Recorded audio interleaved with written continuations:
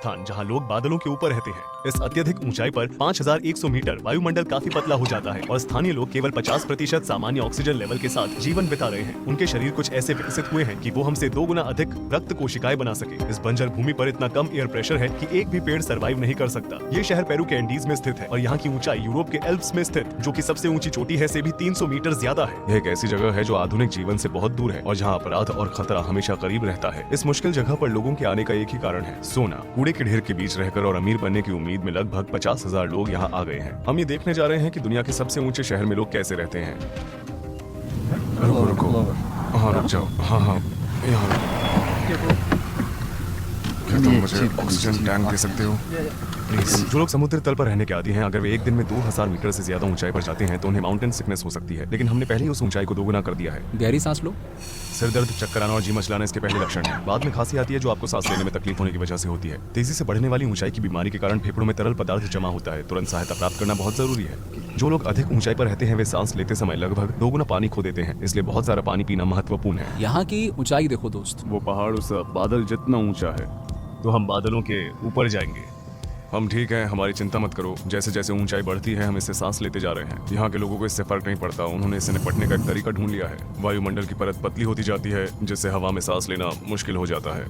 हमें इसकी आदत हो जाएगी। हम जिस स्थान पर जा रहे हैं वो एक माइनिंग शहर है। बस्ती की जमीन और खेती का पानी साइनाइड और मर्क्यूरी जैसे खतरनाक केमिकल से दूषित हो गए हैं, जिनका इस्तेमाल सोने को प्रोसेस करने के लिए किया जाता है। इसलिए हमने अपनी यात्रा शुरू करने से पहले हमारे साथ ढेर सारा खाना और साफ पानी ले लिया है। हम यहीं पैदा हुए हैं और हमने इस ऊंचाई के लिए खुद को अच्छे से ढाल लिया है। हमारे खून में ऑक्सीजन का सामान्य लेवल 95 से 100% के बीच होना चाहिए। जब ऑक्सीजन का लेवल 80% से नीचे चला जाता है तो ये महत्वपूर्ण अंगों को नुकसान पहुंचाता है। मैं अपने ऑक्सीजन लेवल को 72% पर वापस लाने की कोशिश कर रहा हूँ, लेकिन ये केवल थोड़े समय के लिए ही काम करेगा क्योंकि हम हर मिनट ऊपर जा रहे हैं। मीलों तक शहरों के चारों ओर ढेर सारा कूड़ा कचरा फैला हुआ है। यहाँ पेड़ पौधों की जगह कूड़े के ढेर लगे हैं। जैसे ही हम वहाँ पहुंचे एक तेज बदबू से मेरा सिर चकरा गया। हम ला रिनकोनाडा में अपने होटल में हैं। हमारा गाइड हमारे लिए ऑक्सीजन टैंक सेटअप कर रहा है। इस होटल का नाम क्या है? CLO मतलब आकाश। पहले 5 मिनट के लिए ऑक्सीजन टैंक का इस्तेमाल करें और फिर थोड़ा ब्रेक लें और फिर दोबारा 5 मिनट लें। आपको अपने शरीर को इस ऊंचाई में ढालने के लिए बस थोड़ा समय और आराम चाहिए। जब मैं कार से बाहर निकला तो मुझे चक्कर आ रहे थे। ऐसा लगा जैसे मैं गिरने वाला हूँ। ये नॉर्मल है। क्योंकि यहाँ कोई बैंक नहीं है इसलिए लोग अपनी नकदी और सोना अपने पास ही रखते हैं, जिससे चोरी और लूटमार जैसे अपराध बहुत आम हो जाते हैं। हम ये सुनिश्चित करने के लिए 2 पुलिस कर्मियों के साथ काम कर रहे हैं कि हम फिल्म बनाते समय सुरक्षित रहें। वे अंडरकवर पुलिस हैं और हम जहाँ भी जाएंगे वे हमारे पीछे आएंगे। मार्को ने कोका की पत्तियों की तरफ इशारा किया क्योंकि वो सोचता है कि ऊंचाई की बीमारी से बचने का एक उपाय है जो यहाँ आम बात है। कोका की पत्ती? हाँ, कोका। मुझे लगता है कि वे ऊंचाई से होने वाली परेशानी से बचने के लिए इसे खाते हैं। वे अपने मुंह में एक तरफ 3 या 4 पत्तियां चबाते हैं। ज्यादातर देशों में इन पत्तियों को गाना गैर कानूनी है। यह एक तरह से हमें सुन्न करती है जो लोगों को रिलैक्स होने में मदद करती है। ये लगभग हर चीज के लिए अच्छा है। हो सकता है कि कोई पुलिस अधिकारी से ले जा सके। एक बहुत ही व्यस्त और थका देने वाला दिन खत्म हुआ और अगले दिन हम दोबारा इस शहर की खोज करेंगे। सूरज निकलने के साथ हम ला रिनकोनाडा के सेंटर में आए हैं। पुलिस हमारे साथ है। हमारे आसपास का इलाका स्थानीय कैफे, बाजारों और लोगों से भरा हुआ है। भले ही मैं अभी भी उठाऊं लेकिन ऐसा लग रहा है जैसे मैंने कई दिनों से आराम नहीं किया है। चलना मुश्किल हो रहा है क्योंकि मुझे चक्कर और उल्टी जैसा महसूस हो रहा है। शुष्क हवा से मेरे गले में खराश और मेरे होंठ फट चुके हैं। जैसे जैसे दिन निकलने लगा हमें सड़कों पर कूड़े के ढेर दिखाई देने लगे। भले ही ये गर्मी का मौसम है लेकिन फिर भी यहाँ जमीन जमी हुई है। इस जगह पर जहाँ रात का तापमान -10 डिग्री सेल्सियस तक गिर जाता है, लोग बिना बिजली या हीटिंग के पत्थर के झोपड़ियों में रह रहे हैं। इन घरों में कोई किचन या बाथरूम नहीं है और हजारों लोगों को अपनी निजी जरूरतों के लिए पब्लिक टॉयलेट्स का इस्तेमाल करना पड़ता है। शहर के ऊपर जा रही जाल की तरह दिखने वाली ये नलियाँ पानी को ग्लेशियर से शहर तक लाती हैं। यहाँ पर लगभग कोई भी मूल रूप से इस जगह का नहीं है। ज्यादातर लोग पेरू के अन्य हिस्सों से खुदाई से अमीर बनने का सपना लेकर यहाँ आए हैं। 2001 और 2012 के बीच सोने की कीमतें 6 गुना बढ़ी, जिसके कारण बड़ी संख्या में लोगों ने इस क्षेत्र का रुख किया। लेकिन यहाँ रहने वाले 50,000 लोगों को भयानक हालात से जूझना पड़ता है। बढ़ती जनसंख्या को संभालने वाली सुविधाओं के निर्माण के लिए कोई काम नहीं किया गया है। हर दिन हजारों लोग अपना कचरा सड़कों पर फेंक देते हैं, जिससे वे कूड़ेदान की तरह दिखती है। इस कूड़े को उठाने के लिए कोई सरकारी सेवाएं नहीं है। लोग अपने दम पर हैं। सबसे ज्यादा डरावनी समस्या ये है कि यहाँ कोई सीवरेज सिस्टम नहीं है। गंदा पानी सीधे सड़कों पर बहता है। इस फुटबॉल मैदान पर असली घास नहीं है, ये सब आर्टिफिशियल है क्योंकि इतनी ऊंचाई पर पेड़ पौधे जीवित नहीं रह सकते। ये शहर ला बेला ड्यूरमिएंटे नामक पर्वत के पास स्थित है, जिसका मतलब है स्लीपिंग ब्यूटी। क्या आप इसे देख सकते हैं? चेहरा और शरीर, ये एक सोई हुई औरत के आकार का पर्वत है। शहर अपनी ग्रे इमारतों के साथ आकाश में विलीन हो जाता है। हर सुबह वर्कर्स कई किलोमीटर तक पैदल चलकर खदानों तक पहुंचते हैं। इन गुफाओं में काम करना बहुत मुश्किल है क्योंकि ये खतरनाक गैसों से भरी हुई है। ला रिनकोनाडा का एक अलग नाम द डेविल्स पैराडाइज है। ऐसा इसलिए है क्योंकि यहाँ की खदानें आपराधिक कंपनियों द्वारा चलाई गई है। बिना इजाजत के सुरंगों के अंदर जाने वाले को गोली मारने के आदेश है। हम इन खदानों को अंदर से देखना चाहते हैं, भले ही लोगों ने हमें ऐसा न करने की चेतावनी दी है। तो हम ये देखने की कोशिश करेंगे कि वो काम कैसे करते हैं। हमारे दोस्त ने कहा है कि शायद हम करीब जा सकते हैं। क्या आप उस महिला को देख सकते हैं? महिला? हाँ, वहाँ एक महिला है। वे बचा हुआ खाना इकट्ठा करती हैं। हाँ, महिलाओं को खदानों में काम करने की इजाजत नहीं है। स्थानीय लोगों का मानना है कि अगर कोई महिला स्लीपिंग ब्यूटी के सोने को छूती है तो उससे जलन होगी और भूकंप जैसी बुरी घटनाएं घटेंगी। वे खदानों के बाहर फेंके गए पत्थरों में सोना खोजकर अपनी रोजी रोटी कमाती हैं। पहाड़ पर सोना खोज रहे बच्चों के गालों पर फ्रॉस्ट बाइट के निशान देखे जा सकते हैं। विदेशी होने के कारण बहुत से लोग हमारी तरफ आकर्षित हो रहे हैं। मैंने सुरंगों के अंदर का फुटेज कैप्चर करने के लिए मार्को को अपना फोन दे दिया। खदान के पास सूखे फूलों, फलों और शराब की बोतलों से सजी ये पहाड़ी देवताओं की मूर्तियां हैं। वर्कर्स यहाँ दुर्घटनाओं से रक्षा करने और सोना खोजने में कामयाब होने की प्रार्थना करने आते हैं। यहाँ विस्फोट, छत के ढहने और गैस विषाक्तता जैसी घटनाएं उन्नत देशों की तुलना में लगभग 25 गुना अधिक बार होती है। अगर किसी वर्कर की मौत हो जाती है तो कंपनी इसकी भरपाई के लिए लगभग $600 देती है। ला रिनकोनाडा में सामान्य वेतन जैसी कोई चीज नहीं है। यहाँ आज भी कैचोरियो नाम का एक पुराना और अवैध तरीका इस्तेमाल किया जाता है। वर्कर्स पूरे 1 महीने तक कंपनी के लिए बिना वेतन के काम करते हैं। वे अपने लिए काम करते हैं और इस दिन उन्हें जो भी सोना मिलता है वो उसे अपने साथ ले जा सकते हैं। वे बहुत सारा पैसा कमा सकते हैं या मुफ्त में भी काम कर सकते हैं। ये इस बात पर निर्भर करता है कि कैचोरियो का दिन कितना अच्छा बीता है। देखा जाए तो उनकी आय उनके भाग्य पर निर्धारित होती है। कुछ माइनर्स अच्छे दिखने वाले पत्थरों को छिपा लेते हैं या कैचोरियो दिन तक किसी गुप्त स्थान पर छिपा कर रखते हैं। मेरा ऑक्सीजन लेवल अब 65% है, जो नॉर्मल से काफी कम है।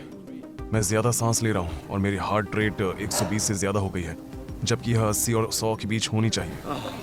अभी एक स्थानीय व्यक्ति उसका ऑक्सीजन लेवल चेक कर रहा है। उसके परिणाम मेरे परिणामों से कहीं बेहतर है। 82% ऑक्सीजन और 97 की हृदय गति। मैं अब और बर्दाश्त नहीं कर सकता। मैं कुछ ऑक्सीजन लेने के लिए होटल वापस जा रहा हूँ। मैंने गर्म रहने के लिए अपना कोट पहन रखा है क्योंकि वहाँ कोई हीटिंग नहीं है। अब हमें शहर के खतरनाक नाइट लाइफ का पता लगाने और कुछ माइनर से बात करने के लिए कुछ घंटे इंतजार करना होगा। आराम करते हुए मैं आपको सोने की असली कीमत के बारे में बताना चाहता हूँ। 8 ग्राम की सोने की अंगूठी तैयार करते समय लगभग 20 टन कचरा तैयार होता है। पहाड़ की चोटी पर सोने के लिए निकाले गए पत्थरों से एक एसिड माइन झील तैयार हुई है। आयरन सल्फेट से भरपूर ये पत्थर पानी और हवा के संपर्क में ऑक्सीडाइज हो जाते हैं, जिसके कारण ऐसा गहरा लाल रंग मिलता है। झील के किनारे रहने वाले लोग मर्क्यूरी और साइनाइड से दूषित पानी में अपनी फसलें उगाते हैं और अपने जानवरों को पालते हैं। यहाँ रहने वाले लोगों की औसत उम्र सिर्फ 35 साल है, लेकिन इसके लिए सिर्फ केमिकल्स ही जिम्मेदार नहीं है। इस ऊंचाई पर आपको हर सांस में लगभग 50% कम ऑक्सीजन मिलती है। इसलिए ला रिनकोनाडो निवासी का खून एक औसत व्यक्ति की तुलना में 2 गुना गाढ़ा होता है, जिससे हमारे शरीर को पर्याप्त ऑक्सीजन नहीं मिलती और दूसरी गंभीर बीमारियां हो सकती है। एक मुश्किल दिन के बाद माइनर्स टाउन सेंटर की ओर भाग रहे हैं। यहाँ केवल कुछ ही सड़कों पर बिजली उपलब्ध है, जिससे शहर का बाकी हिस्सा अंधेरे में रहता है। सभी माइन वर्कर्स यहीं पर हैं, खरीदारी कर रहे हैं और एक दूसरे के साथ मेलजोल बढ़ा रहे हैं। चारों ओर स्टॉल और छोटी छोटी दुकानें हैं और यहाँ स्ट्रीट फूड, कपड़े, घरेलू सामान जैसी चीजें बिक रही हैं। बच्चे देर रात तक एक साथ बाहर खेलते हैं।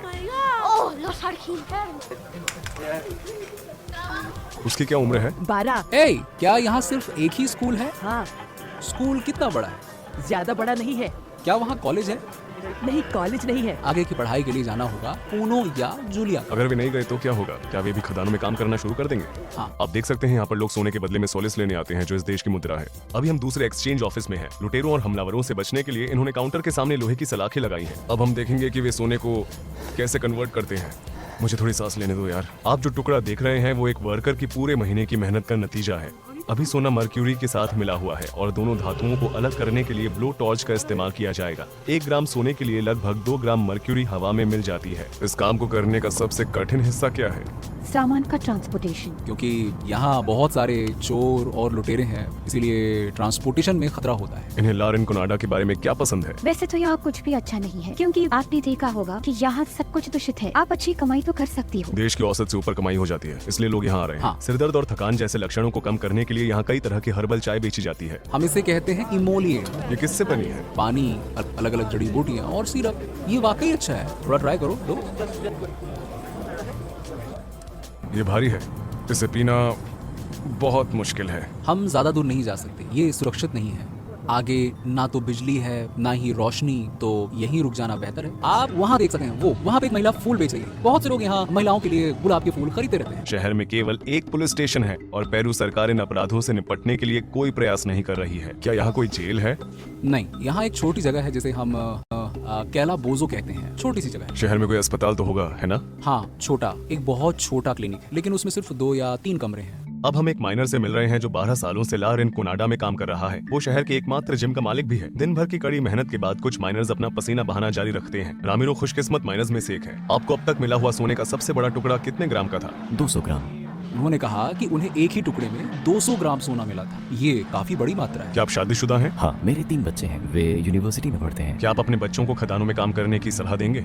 नहीं, ये बहुत खतरनाक है। यहाँ माइनर्स को लूट लेते हैं। ऊंचाई का आपके शरीर पर क्या असर होता है? हाँ, जैसा कि आप जानते हैं, भले ही मैं पुणे से हूँ, फिर भी मुझे यहाँ तकलीफ होती है। इसलिए यहाँ 5000 मीटर्स पर आना और भी चुनौतीपूर्ण है। पहले कुछ पाचन समस्याएं होती है और 3 दिनों तक शरीर में दर्द रहता है। 3 दिनों के बाद हमारा शरीर इसके अनुकूल हो जाता है। औसतन एक माइनर कितना पैसा कमाता है? यह बदलता रहता है, कभी ऊपर कभी नीचे, नीचे और ऊपर होता रहता है। तो हर व्यक्ति 2000 या उससे थोड़ा ज्यादा कमा सकता है। खदानों में काम करने से आपके हाथ बहुत प्रभावित होते हैं। एक बार पत्थर से सोना अलग करने की कोशिश करते समय मुझे चोट लगी थी। मैं दूसरा पत्थर मार के उसे अलग कर रहा था और अचानक बैम। यहाँ अक्सर चोट लगने का जोखिम रहता है। क्या कभी कोई माइनर मारा गया है? यह अक्सर होता रहता है। लोग कहते हैं कि खदानें मजबूत लोगों के लिए है, हालांकि उनका मतलब सिर्फ मांसपेशियों की ताकत से नहीं है। मुख्य रूप से ये मानसिक शक्ति, लचीलेपन, महारत और ऊंचाई पर सोच पाने के बारे में है। ये इतना आसान नहीं है। हम समुद्र तल से 5000 मीटर ऊपर हैं। भले ही लार रिनकोनाडो आने और सोने का एक बड़ा टुकड़ा खोजने का सपना बाहर से आकर्षक लगता है, लेकिन ज्यादातर माइनर्स और उनके परिवार कभी भी वो दौलत हासिल नहीं कर पाते जो वे चाहते हैं। पेरू सरकार सोने की खदानों में अवैध कारोबार और वर्कर्स के साथ हो रहे दुर्व्यवहार के बारे में सालों से चुप है। इन सभी स्थितियों के बावजूद लोग दुनिया की सबसे ऊंची बस्ती में बेहतर जीवन का मौका तलाशते